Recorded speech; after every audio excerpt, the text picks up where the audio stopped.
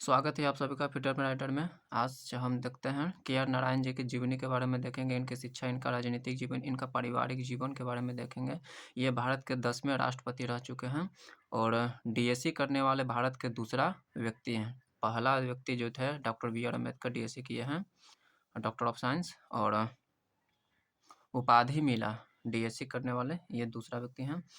तो इनका देखते हैं कि ये भी जो है ना कि कुछ दिन तक इनको स्कूल के बाहर रहकर पढ़ाई करना पड़ा था, जब ये फीस चुकाने में असमर्थ थे। तो देखते हैं इनका जीवन। के.आर. नारायण, के से कोचरिल, आर से रमन नारायण। इनका जो जन्म हुआ था 1920 ईस्वी में हुआ था, 27 अक्टूबर को। जन्म स्थान कहाँ है?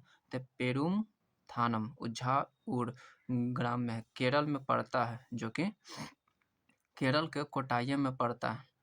और कच्ची झोपड़ी में हुआ था, मतलब कि उतना इनका जो परिवार था समृद्ध नहीं था आर्थिक रूप से।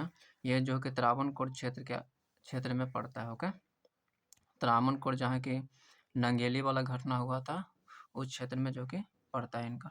इनके पिताजी जो थे के.आर. विद्यार्थ हैं, जो कि सिद्धहस्त आयुर्वेदाचार्य थे। तो इनको जो कि ज़्यादा तवज्जो मिलता था, मतलब कि एक तरह से सम्मान मिलता था। इनका जो जाति था परमान जाति, जो है परमान जाति, जो कि साथ में नारियल तोड़ने का काम करती है, जो कि दलित परिवार में आते हैं। गरीब परिवार में जन्म हुआ, लेकिन सम्माननीय इनका सम्मानजनक था, रिस्पेक्टफुल एक तरह से। इनका पिताजी जो थे आयुर्वेदाचार्य थे। 7 भाई बहन में देखा जाए तो यह 7 भाई बहन में यह चौथे स्थान पर थे। ओके, जो बड़ी बहन हुई वो शादी नहीं की है, उनका नाम गौरी है, और वो होम्योपैथी जो कि डॉक्टर है। एक भाई है भास्करन, वो टीचर हैं और वो भी शादी नहीं किए। इनका विद्यार्थी जीवन देखते हैं।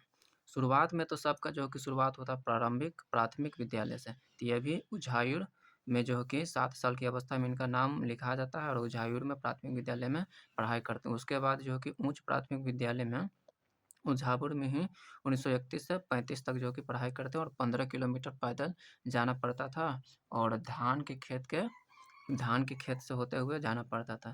शिक्षा शुल्क नहीं देने में दिक्कत हो रहा था, तो कक्षा के बाहर जो कि खड़े रहकर ये पढ़ाई करते थे कुछ दिनों तक।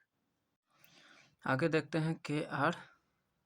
नारायण के बारे में, कि जो है कि इनके पास उतना आर्थिक स्थिति बेहतर नहीं था, पैसा नहीं था। तो यह जो है कि दोस्तों से जो है कि बुक मांगते थे, और इनके छोटे भाई जो कि उन बुकों को जो है कि कॉपी करते थे, जो उसमें लिखा रहता था, और कॉपी करके जो है कि इनको देते थे।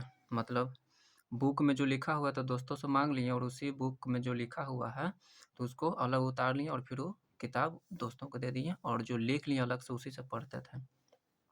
फिर जो कि ये बचपन की बात है। फिर जो कि हाई स्कूल में 1936 से 37 में जो कि 1936-37 में जो कि हाई स्कूल में पढ़ते हैं और पास होते हैं।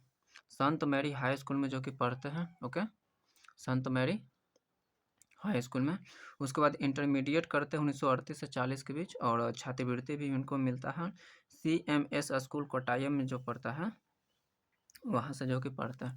उसके बाद जो कि आगे की पढ़ाई के लिए त्रावणकोर विश्वविद्यालय में 1943 में 23 वर्ष की अवस्था में जो कि 1920 में जन्म हुआ था, तो 1920 और 23 कितना हो गया? 43 हो गया। तो 1943 में 23 वर्ष की अवस्था में वो बीए करते हैं, बीए ऑनर्स करते हैं, और कोचिंग में इंग्लिश में करते हैं और फर्स्ट आते हैं। 1944-45 में जो कि वह काम काज में किए, तो पत्रिका में काम किए, द हिंदू में काम किया, द टाइम्स ऑफ इंडिया में काम करता है। 10 अप्रैल 1945 को जो कि मुंबई में एक इंटरव्यू लेते हैं गांधी जी का, और मतलब कि गांधी जी से मिलते हैं, और गांधी जी भी इनको जानने लगे।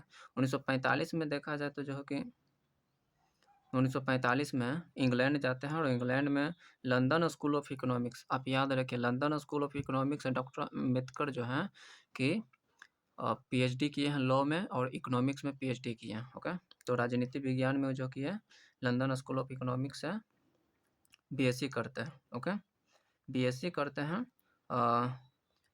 इकोनॉमिक्स ऑनर्स में करते हैं, और प्लस राजनीति विज्ञान में करते हैं। तो लंदन स्कूल ऑफ इकोनॉमिक्स से जो कि बीएससी करते हैं, और कोची में इकोनॉमिक्स में करते हैं, और राजनीति विज्ञान में करते हैं। उनको जो कि मदद कौन किया था? तो JRD टाटा का नाम आप सुने होंगे, वो मदद किया था। 1954 में जो कि भारत में दिल्ली स्कूल ऑफ इकोनॉमिक्स में भी स्टडी करते हैं, मतलब कि पढ़ाई चलते रहता था, पढ़ाई रुकता नहीं था। तो दिल्ली स्कूल ऑफ इकोनॉमिक्स में 1954 में जो कि पढ़ाई करते हैं।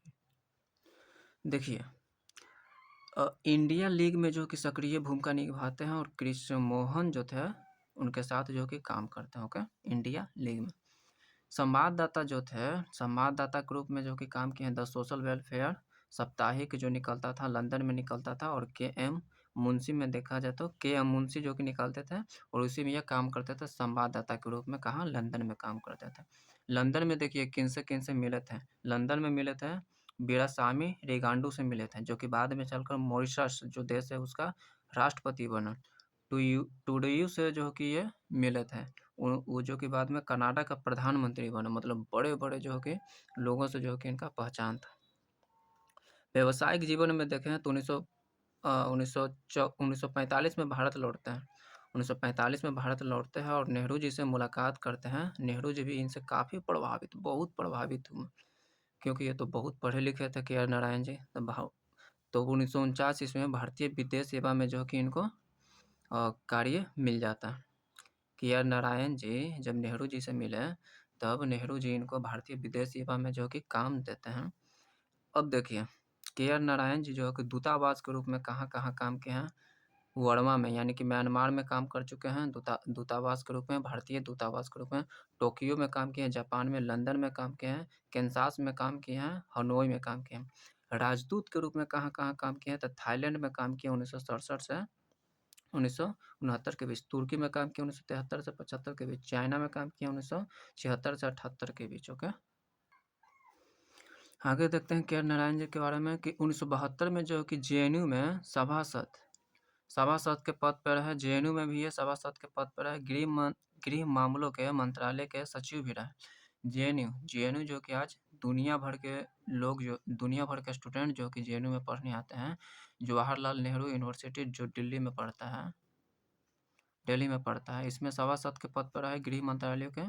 गृह मामलों के मंत्रालय के सचिव के पद पर है। 1978 से 80 तक जेएनयू में वीसी रहे, वाइस चांसलर भी रहे। समझिए, सेवानिवृत्त के बाद जो कि पुनः इनको बुलाया गया।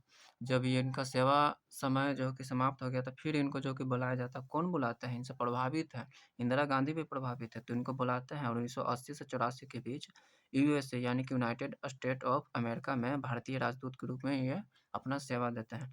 1982 में जो कि रीगन राष्ट्रपति बनते हैं, 1982 में रीगन राष्ट्रपति बनते हैं, तब जो है कि के आर नारायण जी के योगदानों के कारण ही, इनके मतलब पूरा सक्रियता के कारण ही इंदिरा गांधी यूएसए जाते हैं। ओके, नेहरू जी जो है कि के आर नारायण के बारे में बोले हैं कि अब तक का सर्वश्रेष्ठ राजनयिक है।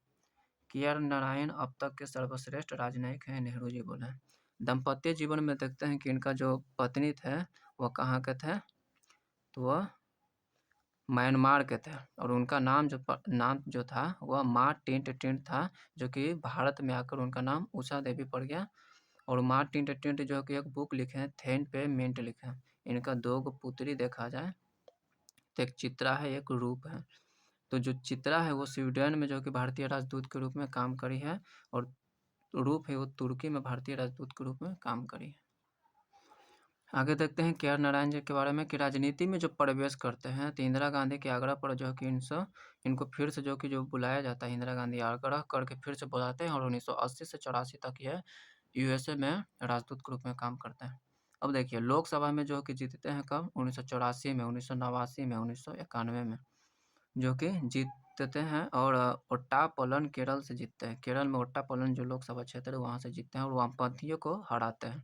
हालांकि वामपंथियों से इनकी कोई नाराजगी नहीं थी, लेकिन जब विरोधी पद पर कोई खड़ा होगा तो उसको तो हराना पड़ेगा। तो वामपंथियों को हराते हैं। जो कौन थे? बालन और लेनिन राजेंद्रन को हराते हैं। राजीव गांधी के सरकार में इनको मंत्रिमंडल दिया गया।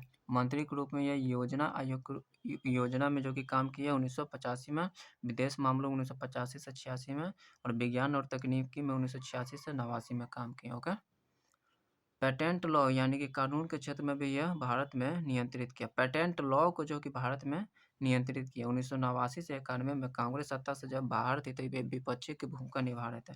1991 में जो कि मंत्रिमंडल में इनको जगह नहीं दिया गया। शंकर दयाल शर्मा जब राष्ट्रपति थे तब यह के आर नारायण उपराष्ट्रपति के रूप में जो कि काम करते हैं 1992 में। ओके, बीपी सिन्हा और वाम मोर्चा और नरसिम्हा राव जो कि समर्थन देते हैं। 6 दिसंबर 1992 को बाबरी मस्जिद जो कि ध्वंस किया गया था, तब यह कथन दिया था कि महात्मा गांधी की हत्या के बाद देश में सबसे बड़ी दुखान्यता घटी है। महात्मा गांधी जी की हत्या के बाद देश में सबसे बड़ी दुखान्यता घटी है, कौन-सा? तो 6 दिसंबर 1992, क्योंकि इसमें बहुत हिंसा हुआ था। ओके, अब देखते हैं प्रेसिडेंट। एक तरह से कह सकते हैं कि हिंसात्मक काम था यह। प्रेसिडेंट जो कि बने थे 25 जुलाई 1997 को बने थे। 25 जुलाई 1997 को बने थे और 2002 तक रहे थे। इनको 95% जो कि वैध मत दिया गया था। ओके, तो आशा करता हूँ कि आप सभी को बहुत अच्छा लगा हो वीडियो। तो चैनल को सब्सक्राइब, लाइक एंड